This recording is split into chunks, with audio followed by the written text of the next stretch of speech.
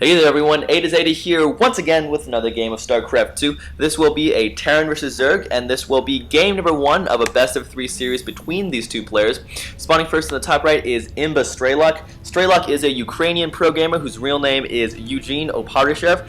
He is a Terran player who's been around since the Brood War days, and he is on the team imba.fx Open. His most recent accomplishment was winning the HD World Tournament, taking down those finals 4-3 against Demaga, so well done there. His opponent for this game will be the red Zerg spawning in the bottom left. His name is Morrow. Morrow is a Swedish pro gamer whose real name is Stefan Andersson, who is of course on team mouzSports. He plays Zerg against Terran and Protoss, but he plays Terran versus Zerg. He is one of the very best players who does that, playing matchups instead of just one race as a whole. This, of course, will be a Zerg vs Terran, so he has indeed chosen to play Zerg. He won the entry tournament series, taking that down 4-0 against Beastie QT just a couple of weeks ago.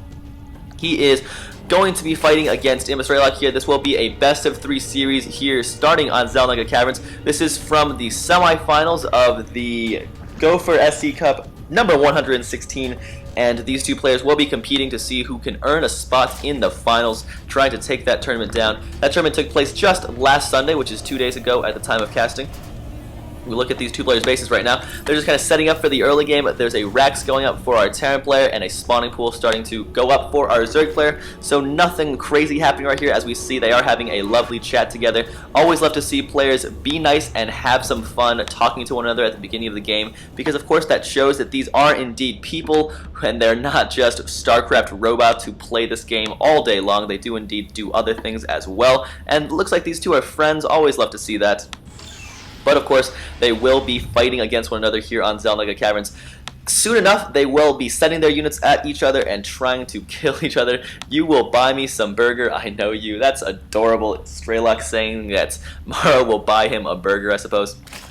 This spawning pool is about to finish, and there it goes. So now our Zerg player will have access to a couple of Zerglings if he wants to, and there are the first 4 coming out right now. He's also going to be immediately getting that metabolic boost, having gotten 100 gas, and now he's pulled his drones off of the gas. You see he's not getting any at the moment because he's satisfied with just getting enough for that metabolic boost upgrade. I was about to say achievement, but that definitely is not an achievement. We see Strelok getting a factory, so he will be going the Destiny Cloudfist build, it looks like at this moment. Also getting his second refinery up, so he will be going for some tech play. We'll have to wait and see just what he decides to get out of this factory once it is online. It's about 1/4 of the way to being completed, but our Zerg player is going to be getting an expansion right now as well. So just getting that underway, our Zerg choosing to expand right at the 4-minute mark. Very typical timing right there. Going to see a 2-base Zerg against a 1-base Terran. A 3 supply depot wall going up for our Terran player. These two Zerglings so sad that they got here just a little bit too late and won't be able to see anything going on the inside of the Terran player's base, which is of course that factory just now about to finish, timing that perfectly with this reactor on this barracks. If he indeed chooses to switch these, which he is going to do, he will be pumping out Hellions from this factory as fast as possible, trying to get some damage done here in the early game, and also immediately starting that starport as well. Looking at the Zerg player's base, metabolic boost is about to finish, just a couple of more seconds right there, and there it goes. It is done just as that queen vomits on the hatchery. Always lovely to see that. A second queen has just now spawned as well.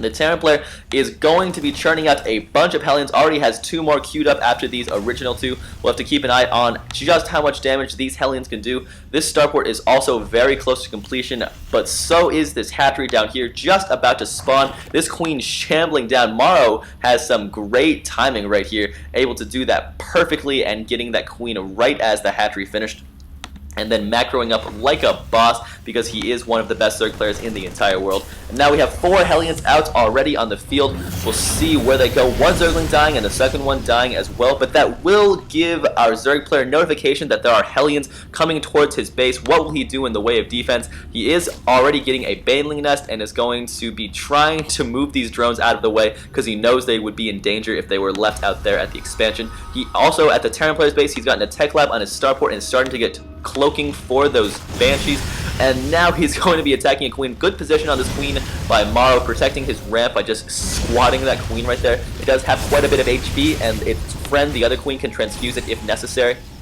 These Hellions, not really being too cost effective at the moment, have killed a couple of Zerglings and might get a couple more over here. but this queen is trying to keep them away from her front door, trying to just poke them enough to make it not worthwhile for them to continue to harass. Now we have a stream of Zerglings down here. It looks like 7 or 8 Zerglings right there, going to be joined by 2 more Hellions now, bringing the total to 6 rather, trying to get rid of this one queen. It is down to pretty low on health. Looks like it might be in trouble, and there it goes. That queen is roasting away. What a great animation. That's so sexy. Banelings chasing down Hellions. Of course, that's not going to work too well, as the Hellions can one-shot each and every single one of these Banelings. They all fire at the same time. Now the Zerglings are going to be streaming it as well, but they will be drawn back. Cloaking is about to finish for our Terran player, also getting a couple of Banshees on the field as well. So transitioning straight from this Hellion harass into some cloaked Banshee harass. That is, of course, what you can do when you're going the Destiny Cloudfist build. It is a great build for Terran players to do when they can pull it off with great micro and a great timing understanding of the game. This first Banshee already across the field does have blink, or rather cloak. It does not have blink. That would be crazy. A couple of roaches are on the field for Morrow, going to be trying to repel these Hellions. They will be forced to leave, but now there's a cloaked Banshee in the mineral line of Morrow, just taking out drones. That will continue to be doing damage, and now these Hellions, looks like there are 8 now in number, going to be driving away from these rapidly moving roaches and a couple of Zerglings with a few Banelings as well. This Banshee is still just going off on Morrow's base. He's just kind of letting his drones die right there. It's up to, it looks like 11 workers killed, and that will continue to rise as this game keeps going. These Hellions turning around to make a little bit of a stand, taking out a couple of Zerglings right there, but one Hellion losing its life as well. But it looks like there are quite a few Hellions right here. It is 11 Hellions. That means he had 12 at one point and only lost 1. Banelings trying to do a little bit, but they will get taken out before they can even reach the front door, and that will force Morrow to GG already. So a very quick win. This game taken down in the very early stages by Strelok, using that Destiny Cloudfist to the best of its ability, getting some Hellions out of this tech lab, or reactor factory rather, and doing a ton of damage down here, able to contain his opponents and not allow this expansion to get up and running in the early game, and then transitioning straight to a tech lab.